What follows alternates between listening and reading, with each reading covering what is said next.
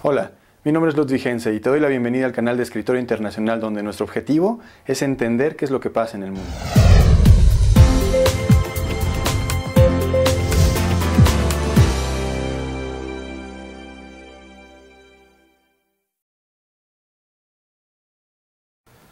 Escritorio Internacional surgió de la necesidad de entender qué es lo que pasa en el mundo. Vemos las noticias en los medios de comunicación, de la prensa internacional, en tiempo real, pero sin comprender realmente el contexto histórico de los acontecimientos, sin conocer a los actores, cuáles son sus intereses, sus características, su historia, sin saber sus causas y pues mucho menos sus consecuencias. Cuando no sabemos nada, cuando no entendemos, tendemos a olvidar más rápidamente lo que pasa. Y si no entendemos, menos tenemos opinión.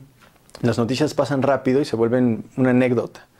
Es como cuando llegas al cine y no entiendes nada porque la película ya está empezada y además nadie te explica porque todos están poniendo atención y si no se pierden la trama.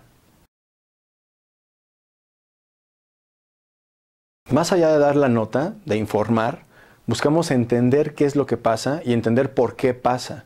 Vamos a explicar con el afán de comprender, utilizando datos de muy diversas fuentes, medios de comunicación, fuentes académicas, revistas especializadas, publicaciones de universidades, blogs de especialistas, y con todo eso se va construyendo una plataforma, un escritorio internacional, que es una línea de tiempo donde se observa el contexto internacional y se observan los actores internacionales, los estados, las organizaciones internacionales, gubernamentales y no, los jefes de Estado, que son finalmente los protagonistas del presente, y además analizamos regionalmente.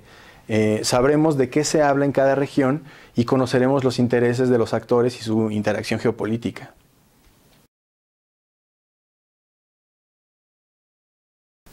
Una de las características es que son cápsulas que se pueden consultar en cualquier momento. Por ejemplo, si se habla de la anexión rusa de Crimea, conforme la información se va acumulando, se va generando, se va almacenando en la cápsula de Crimea, de Ucrania, y entonces uno puede acceder y encontrar temas explicados sobre, por ejemplo, Rusia, sobre los países de los Balcanes, la importancia de la Unión Europea, y luego la prensa internacional ya habla de otro tema.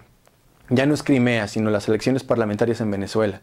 Entonces uno puede abrir el archivo de Venezuela, donde están los videos de Venezuela, donde se almacenan cronológicamente para poder entender la historia y que explican el conflicto particular, ¿no?, del acontecimiento. Entonces uno va a esta sección y se encuentra con antecedentes explicados como qué es el chavismo, la importancia de los movimientos de izquierda en América Latina o el imperialismo en Estados Unidos.